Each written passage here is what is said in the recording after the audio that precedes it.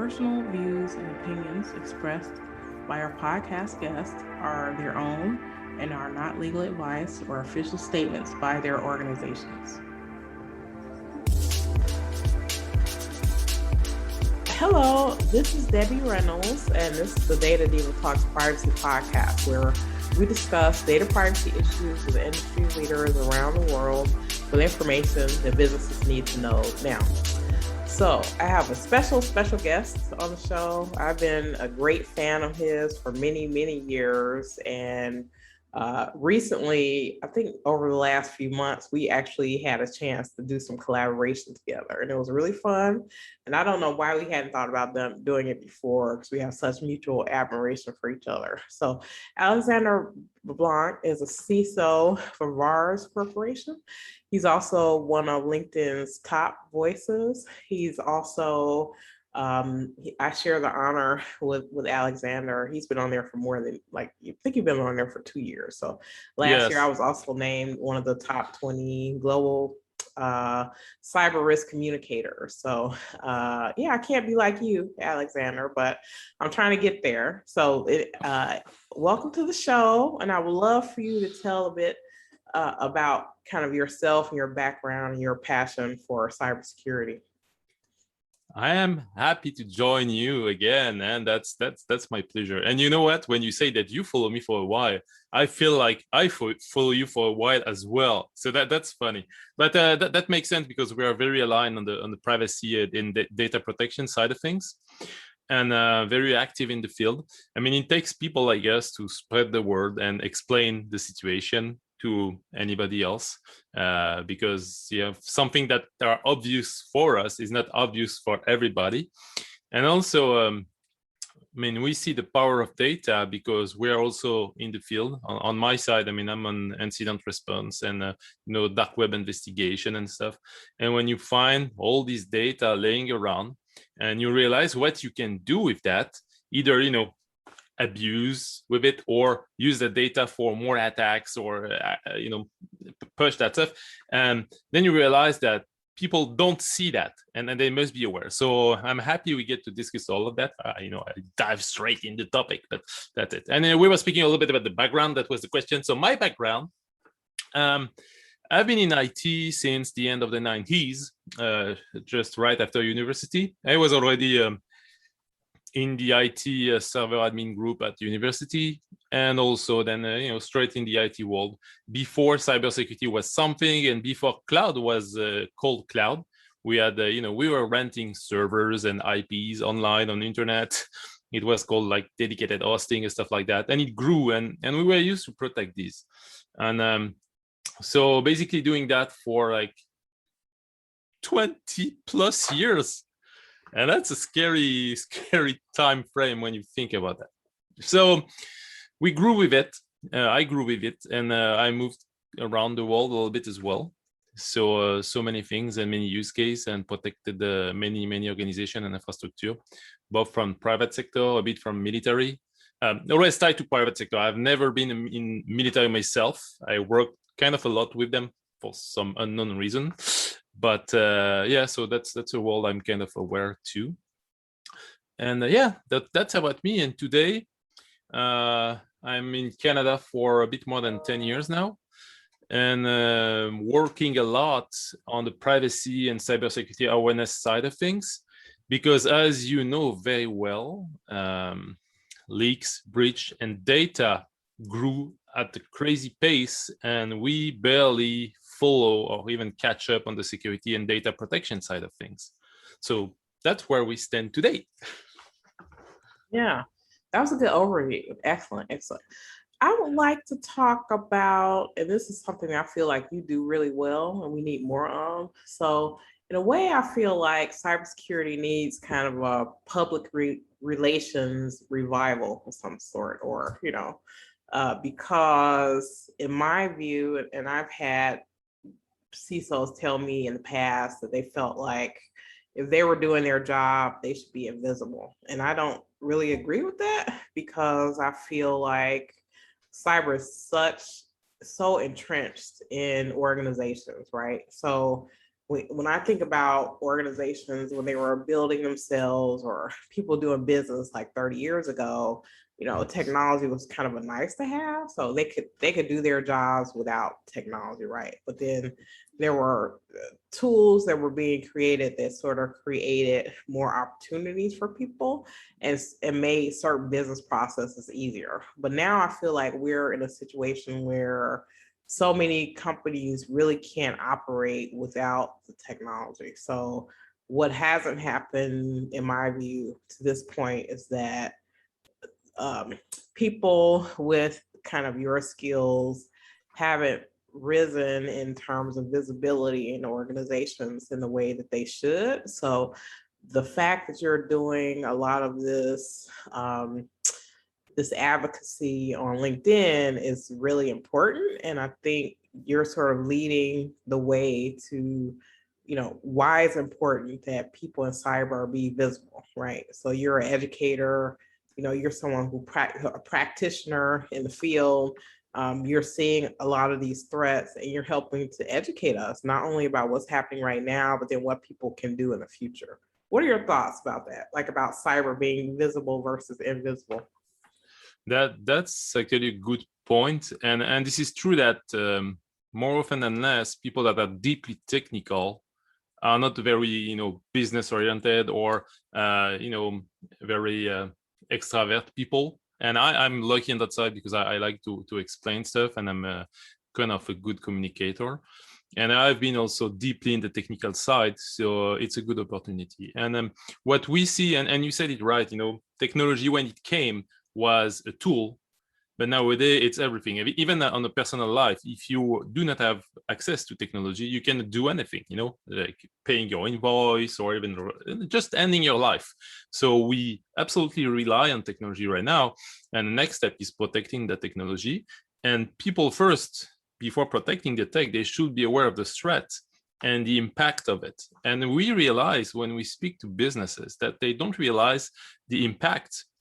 And there is that thing like the quantifiable way and qualitative approach to explain a threat. So usually the quantifiable approach is the impact in quantities, but also in value, in money, in impact.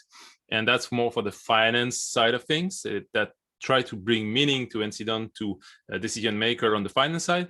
And the qualitative impact is more usually technical, but it has to be tied to business impact. So this is something we try to connect and try to explain the value proposition of handling the security posture. I actually wrote an article recently, which is on the website. I shared it on rcgt.com.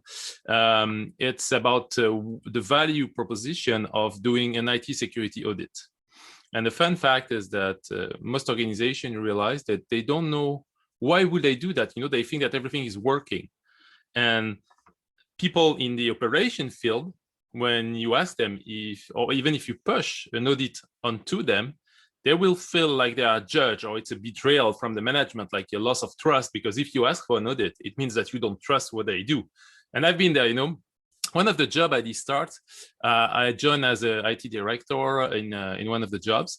And I don't know, I was there for like a month. And then the CEO came to me and said, oh, by the way, I did sign for there was an Exchange server configuration and security audit from a third-party provider. They will come and check what's happening there. And when I first got the information, I was like, hey, why the hell are they sending someone else checking my job? It was weird, but I just started. And right. only later on, I realized that was to help me get a better picture of the situation and use some lever with the team around to spot what was actually not well done or what was missing. It was more an help. But the feeling as a human being, it's like, you're going to check on me, So when you speak about auditing efficiency of cybersecurity posture or whatever, usually it may lead to some friction, while it should not, because when you bring specialists or just another pair of eyes on your situation, review the workflow, how it's organized, and the maturity level on the security side of things, it's a great opportunity for the teams to actually ask for more resource, because it's going to highlight the challenge they face to the management, While if they say themselves, oh, I like resource, and they want, management, they want KPI. Why do you like resource? Where are you spending your time? Because something I faced as well, and I'm not a big KPI fan because I'm more natural leader and on the technical side, I like to manage the stuff. So once I was out of resource and I say, I need more people. And they say, oh, why do you need more people? Where do you spend your time? And when they ask, to start to analyze the performance or how we do things, I felt like it's a betrayal of trust, because if you ask me where I spend my time, it shows that you don't trust what I'm doing. But it was not that at all. It was just, knowing what's the process, is it efficient, and can we do better, and where can we help? So that was the whole thing. And so that's something that we need to bring today, because we see the same on the cybersecurity side of things.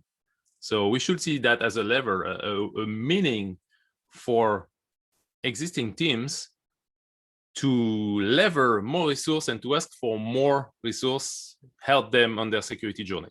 I think it's clear. I hope. Yeah.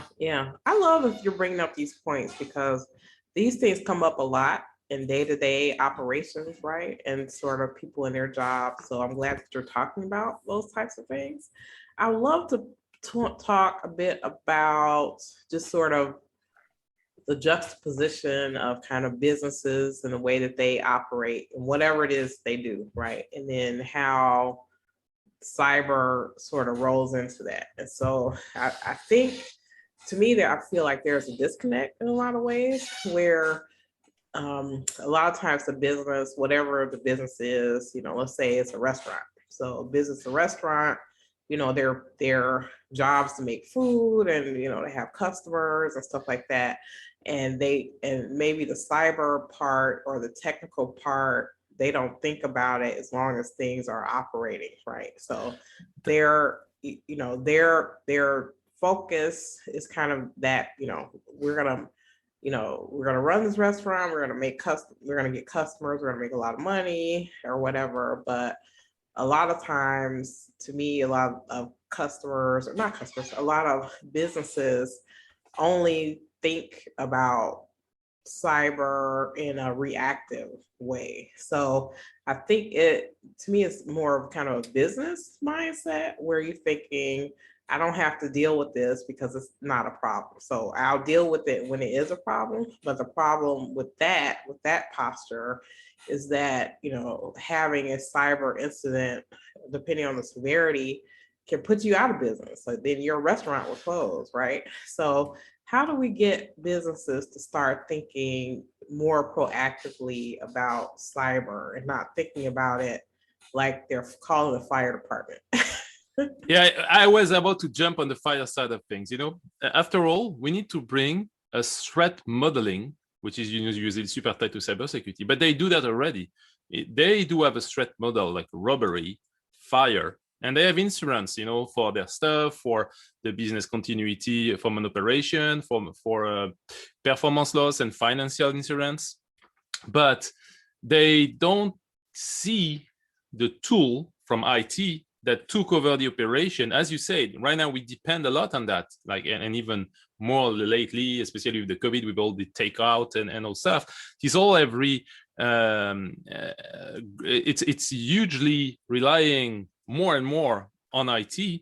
And if you lose that stuff, it's kind of as bad as having a fire or a robbery in the end. And also it could be a cyber robbery when you have a cyber incident. After all, it's exactly the same thing. And then, you have the trust to the brand with customers. And if the customer get their credit card stolen at your restaurant, then it's going to be, they will never come back on that side of things. So that's one of the challenge. And to explain that back to the threat modeling side of things, we need to translate the risk and the potential impact on the business, and also bring number. But that's something that's quite challenging, because we all, I work in a MSSP, managed security solution, and one of the things the approach in the communication side, we show all the numbers, like cyber incident costs that much a year, and each cyber incident is that amount of money on the business as an impact. It's like fear mongering stuff, and sometimes I'm blamed for doing like some FUD, like, fear, uncertainty, and doubt on LinkedIn, while actually it's fact-based. So yes, we are as human react over fear. Why do we take an insurance, to protect the business and the package, the kind of package? It's because of fear. If the likelihood of a fire is pretty high, because that's a restaurant that you do a lot of oil thing, and there is a big risk of fire, so you will protect yourself against that. You will put a mitigation and compensation measure to the risk. So now the scope, like we call in the cyber world, the attack surface side of things, is growing to the extent of IT. So we must integrate that stuff in the equation. So you cannot operate, run your business without protecting the IT, as you would operate the buildings and the people as well. So that's the message that we try to explain. So on my side, on LinkedIn, I do share a lot about the incident that we see, and they actually are a very great learning lesson case. Each time there is an incident, we should focus on understanding how that did happen, what was the impact, and how could have it been prevented. And on our side, as a business, it's more like, am I protected against that specific case? Can I be impacted? The threat modeling thing. Okay, there was a vulnerability, there was a threat, it did hit them. So do I have that same vulnerability? And did I place compensation measure against this? Like an insurance, a cyber insurance, but then the impact is also, more about how long can I take the operation? If we speak about the RTO, recovery time objective, that's very cyber again. But after all, we have to translate that to business, restaurant. How long can you remain closed before you lose your business? You talk a lot about the cloud, right? So yes. Cloud, and so you have this thing about the cloud. I remember, not dating myself, but I remember before the internet, before everything was connected to the internet. Like when people would buy servers or do implementations, you had to choose, right? Whether you want it connected to the internet or you wanted it. So now it seems like almost everything is thrown on the internet or has internet connectivity, and I don't think that's always necessary, right? But talk to me a little bit about sort of the cloud and sort of the way that people misunderstand the cloud, or how they get in trouble when they're trying to do the cloud. So I feel like the advertising, right, about cloud is brilliant, right? So it makes it seem really innocent. Clouds are fluffy and nice, you know what I mean? So, and it gives people almost the impression that they don't have to do stuff. Like they don't have, if something is in the cloud, there's responsibility that they don't have to do. What are your thoughts? Yeah, so that's it. You raised so many points, from shared responsibility model to it's easy, cheap and easy and always connected. So first thing, simple. When we were in the server era and you're on your stack and you wanted to publish, let's say, anything online, a website, you did need to take action for that. You had to, to open a port on your firewall, know which port to open, route that traffic to the proper server, make it available online. So you need to work to understand how to get that connection and then make it work. So that's a lot of work. That was, slow and painful a little bit, but this is how you know your infrastructure, your data flows and stuff. With the cloud, and you said it well, anything you subscribe there is already online. So that's a huge difference and a huge step on the culture side of things, where IT people used to have everything disconnected by default. In the cloud, it's all connected by default. Well, it depends on the cloud provider. Some have VM, that have internet routing by default. Some don't have, and then it depends on what kind of service you run. You take, AWS is different than Azure. So default settings. But overall, when people go to cloud, they want to be online. That's for sure. So what happened here is they also think, and that's the marketing side of thing you spoke about. Marketing sold them. It's easy, it's safe, it's cheap, and it's secured, because they are the king of the data centers. They are the king of the PoE, the power efficiency, because They have a great density and everything is available all the time. So you will think that responsibility is on them, and you just have to care about what you publish. Like if if you take a WordPress site and you just think about the article you put inside that stuff. So they have this view, like more kind of the SaaS mod. But that model, the shared responsibility model, has many different steps. And the deeper you go into the services, the more tweakable you want, the more responsibility you take. So that's one challenging thing. So, they moved to the cloud and they thought, we're going to need less IT and less resources to manage that stuff because it's all outside. But that's wrong. You just made something physical to something virtual. Not only that, but you also changed the whole world. You had a local isolated network by default, and you are on a public network by default. I assume, we speak about public cloud. Because if you take a private cloud, which can be an option, you basically rent a stack, you have the flexibility of the cloud, but this is your stuff and you still need to manage the connection. Right. So public cloud, this is where every issue, most of the issue happen on the data leak and data protection. There is that thing. So that's one side of the things. And when people get there also, the environment of the cloud is changing quite fast.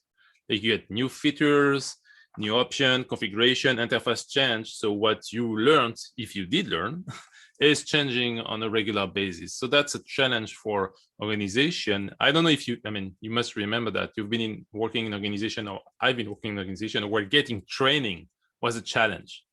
If you want to subscribe to an online course, or if you want to go for a certification, then it's quite challenging to get it because they don't want to pay for training. But in the cloud, it's even worse. You need constant training, constant learning, because that thing is changing all the time. The best practices are changing as well.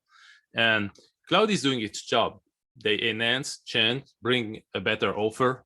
The restaurant that had the nephew that was doing the IT is going to be the same people they're going to ask to put the website online. And they're going to go cloud. So who is going to do the cloud? That's going to be the nephew. And if you go in bigger organization, SMBs, you had one IT guy. Sometimes that's the accounting guy that goes the IT as well. And as you grow, you get more and more dedicated people to the stuff. But in the end, you don't have project manager, you don't have coordination, and the cloud itself is a full project. So what will work locally, you have some server stacked and you could take backups and you're good to go because it was working. You had a backup that was good. You don't need a formal process, formal documentation. When it moved to the cloud, that's another story. It's a full project management. So you need a project manager or someone technical with a project management mindset that will document, that will maintain, and that will communicate all the implementation so as anyone else involved can work with it. And then you got these SMBs because they are,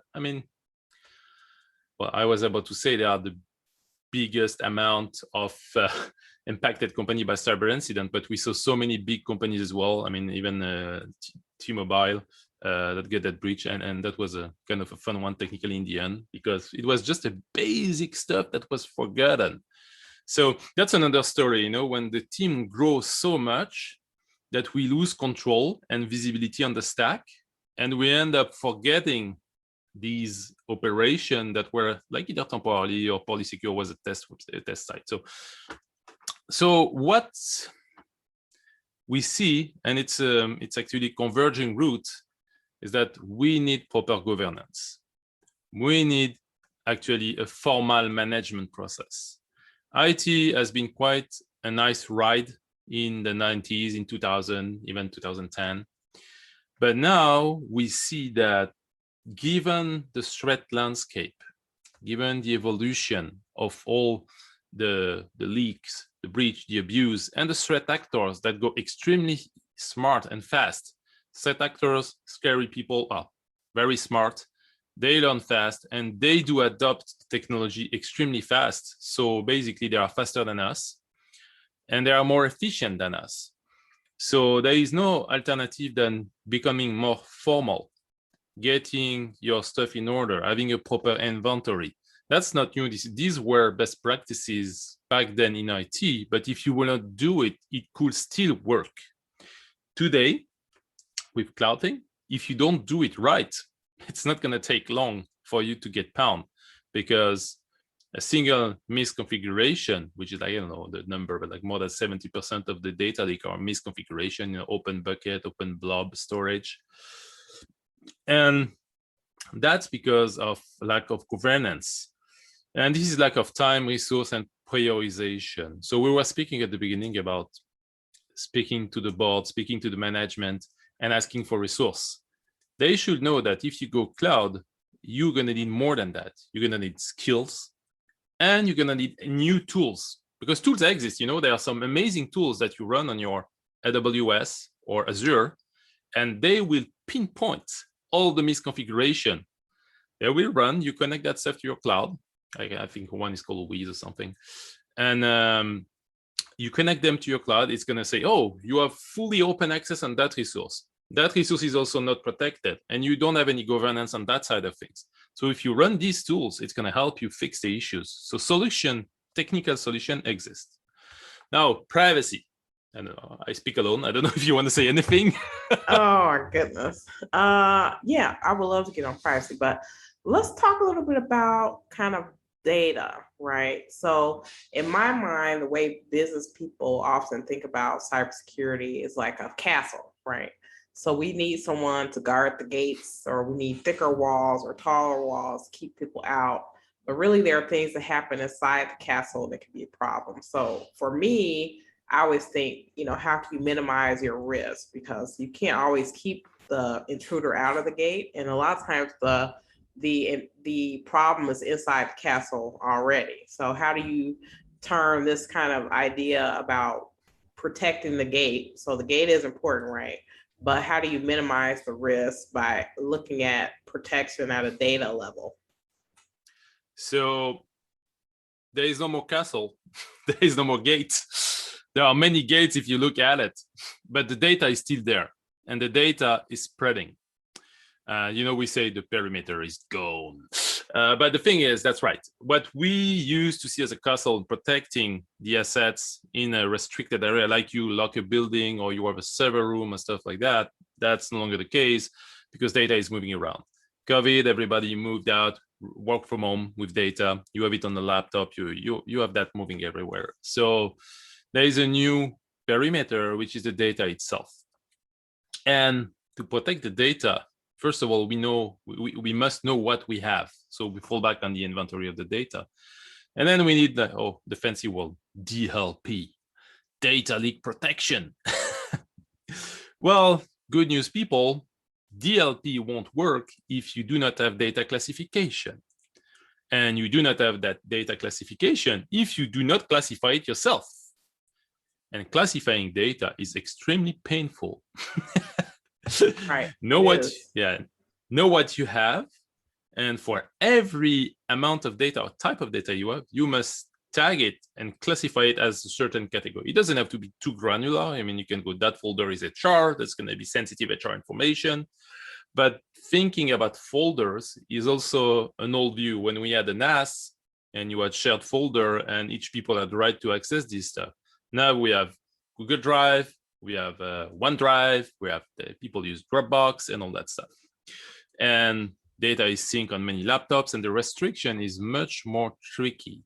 So when you go on the cloud side and you want to protect the data, oh boy, you need an army of technical solution to help you in that. If you want to have visibility where the data is going, who is accessing it, so you need audit trails. And you also need to be able to know when the data is sent out. Like we saw that there was in the news in Quebec, in Canada, one of the employees stole the customer information, like million of customer, and sold it to a broker of something. So eventually they caught it, but that was kind of too late. And if you think about that, they actually saw it. And I don't think many organizations, especially in the SMB market, have the actual capability to know if someone stole the data. I'm not speaking about ransomware or just deletion or whatever. Just some of your employee take a USB drive and copy all your provider information. Would you know it? Most likely not. This is where DLP, governance, and data classification kicks in.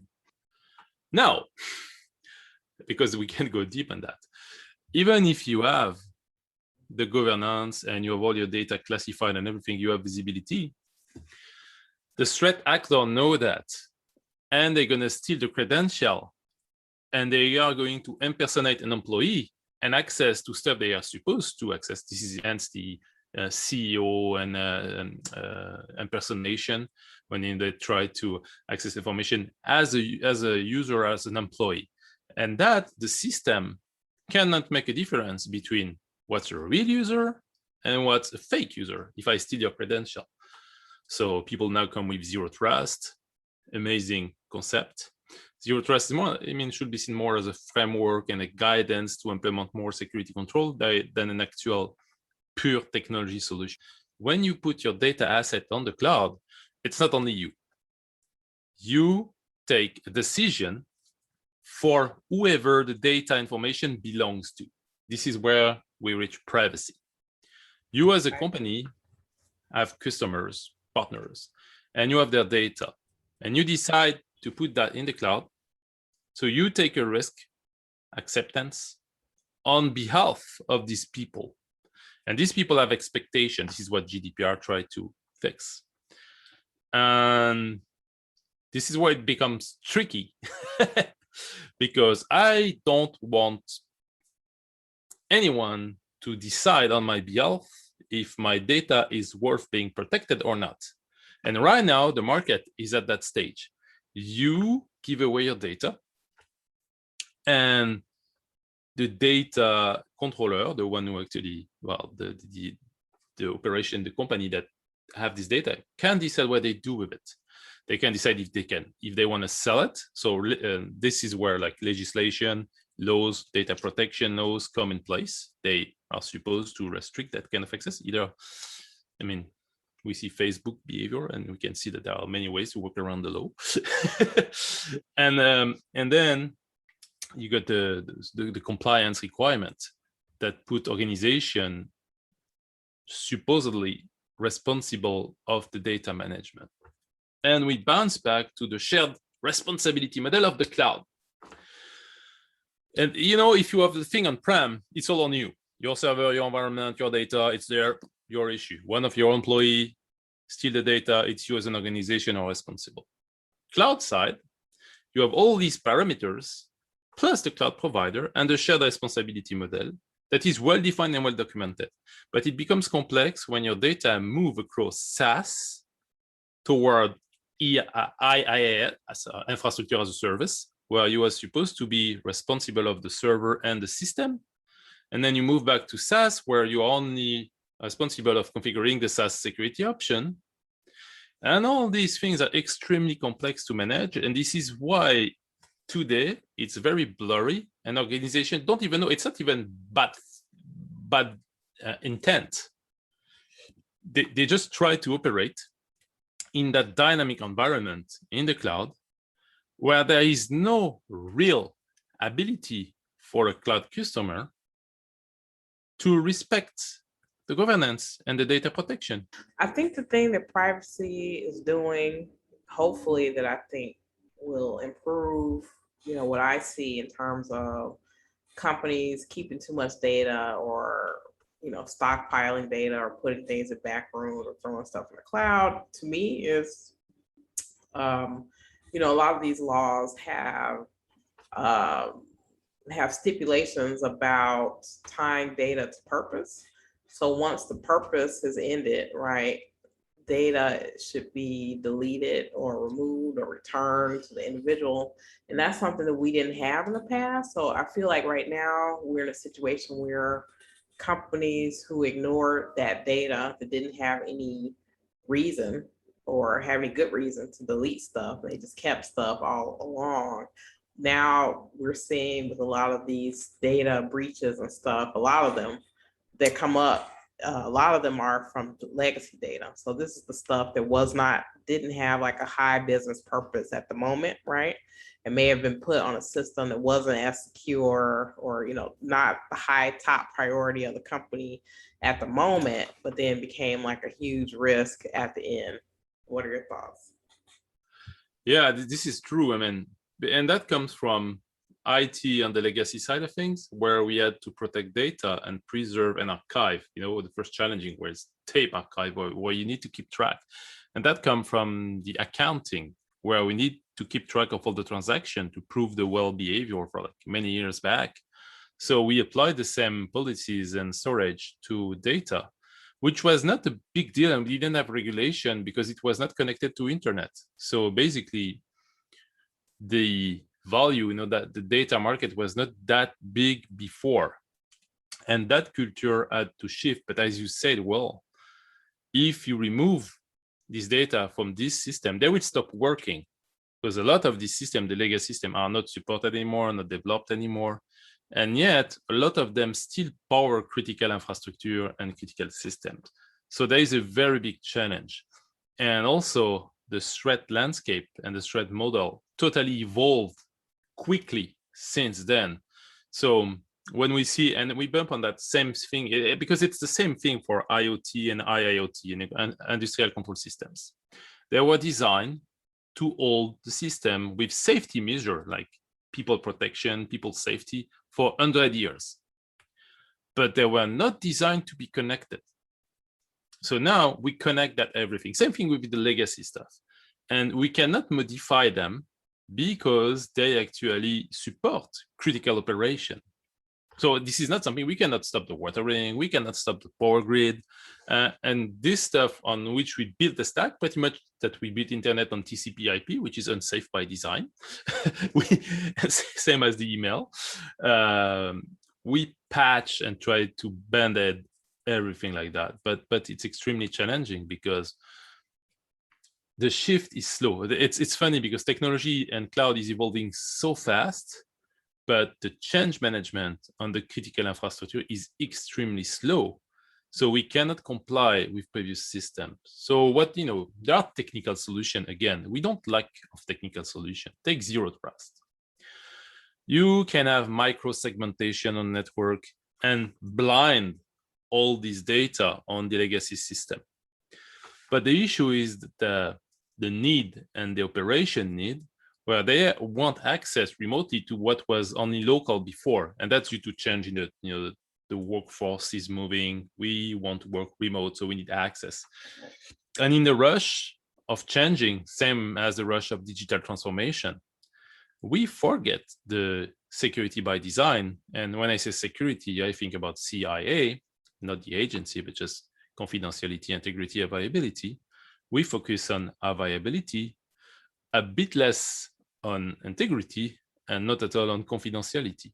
What kind of sort of what I call low tech or no tech advice that you can give to companies? Just some basic stuff that you feel like, because I'm sure you watch these, ransomware, cyber attack things really closely, and I do too, because I want to know sort of how it happened, right? And a lot of times it is basic stuff that happens, right? So someone posted their password on their computer and they have high access to stuff. So some basic low tech and no tech things that companies can think about? On normal day, I would say put multi-factor authentication, have password managers, spread that stuff, and don't connect what don't need to be connected. But I've been on incident response, people victim of this stuff. And you give advice to how to fix it. And this is simple. You just have to set that stuff and we explain how to do it. But yet they don't do it. So today, just today, before we start this week, I was very desperate because I was wondering what is going to trigger the change? What is going to trigger the care, the responsibility, accountability? How can we bring that back? That's my question today. Because we don't have technical challenge. We know how to do it. We can do it. It's more, how will they all do it? Because people don't seem to care. So I came to think impact is not yet strong enough for a change to happen. I think Chris Roberts said that, until we get casualties, people won't just move. So I will continue to spread awareness on best practices. Like organization, you should have backups. You should not have data that you don't need. That's a basic. If you need to adopt, governance, just don't store what you don't need, because that's a liability that is useless to you and bring no value. It's simple. And but then, how to get people care? Should we get some extra bonus for people, who do well on awareness training? That could be something. Learning how it works. And again, I understand if we go back at the beginning of the hour when we spoke about the restaurant, the employee of a restaurant at the cash register, how to make sure that they follow the proper security stuff, let's say on the credit card thing, how to protect the customer data. What's going to be the incentive for them not to miss? I would like to avoid ending like China, where you have that social credit rating, because when you think about that, what they did in China, the government social credit rating, everybody knows they are being watched, and when someone is watching, you do it right. But honestly, I aim the human nature to do better than that. We should be able to do better than that without being big brother, because I value privacy. I think you too. So maybe it's going to be a trade-off. If you don't care about the data protection, you're going to lose privacy. We're going to just watch you nonstop. Yet people buy the smart speakers and the Ring doorbell and stuff, and they still give away privacy. So, So if Alexander had his wish about anything in the world about privacy, and we did everything that you say, right? If it was world according to you, what would you want privacy to be, either in regulation and technology and how humans deal with data? What are your thoughts? It's a challenging stuff, because I am who I am, and I would love to see everything encrypted, and any access to the encrypted data be a one-time token for whoever I allow to achieve so, basically. And I could do like a monthly stuff, you want to take money from my bank, I'm gonna allow you a token once a month, and I will validate it. So I have control. I could automate, my choice, but give control on people. But I understand that a lot of people just don't want to think about it. Because you are in the field, I am in the field, I do that all the time. But if I'd be, I don't know, a delivery guy, or just cutting the grass for people around, I would not wish to spend all my time on my device, just to do simple things. So it's very challenging. But what is sure is, I expect any service provider, third-party provider, to encrypt everything, to apply the best practices. And maybe we should have a rating. Now today we have like some certification, ISO 27001 or whatever certification you want. If we could have a public rating when you go and shop anywhere, and what kind of risk, like the ecology, I think in Europe, I don't know if it's the same here, you have this ecology rating of the consumption of the stuff, power consumption of your device. I think we have it here too. The power efficiency. We should have the data protection efficiency. So when you go somewhere, you can actually assess the risk in a simple way and accept to do that. And if you want to access something, we should have the ability to use fake identity tied to us. I don't know how we can do that, but I can be Alexandre Blanc, but if I go in some one-time use place, I'm going to get an activity, I should be able to use something a one-time use. So even if that organization get breached, whatever happened, I don't care, because that cannot be used anywhere else. A bit like these one-time credit card use, but for your identity. So I love that idea where you sort of rate the risk, almost like the energy use. So let's say the risk is 90% or not, like from 1 to 100, if you do this thing as a 90, on a scale of 1 to 100, or maybe it's a 20 or a 30. And then that way you can compare. Because right now people they don't have any frame of reference, right? So That's right. if you use a coupon to buy shoes or something, you don't know where your data is going. You don't know what the risk is and you don't even know the data that they're collecting, right? Not just the fact that you're on a website that fingerprint you and take additional information that you never intended to share. Yeah, and for each risk rating, we could have some basic recommendation to mitigate that from the user standpoint. That shop is dangerous if you pay with your credit card. Pay with cash. That you just compensate the risk on your own. And and that people will understand, you have that risk and what to do to compensate that. You still want, we understand that you want that. So here's what action you should do and what you should not do.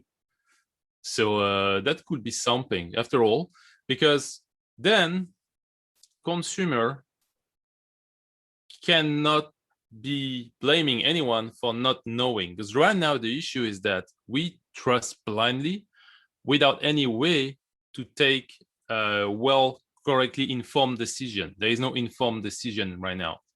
So everybody speak about data centric. Okay, let's risk rate every business, every solution.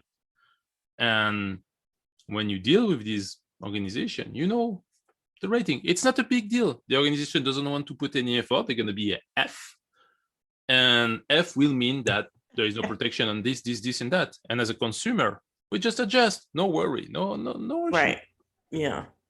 Oh, I love that. Oh my goodness. That's brilliant. Brilliant. I wouldn't expect no less for you. So that's great. That's great.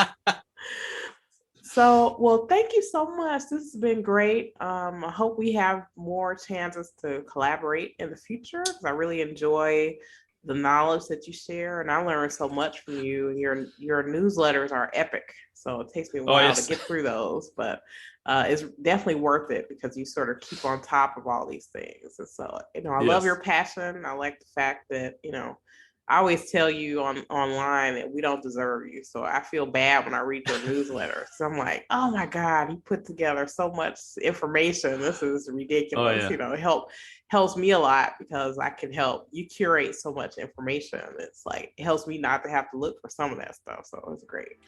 Yeah. Well, we'll definitely talk soon. Thank you so much. I really appreciate you being on the show. Bye-bye.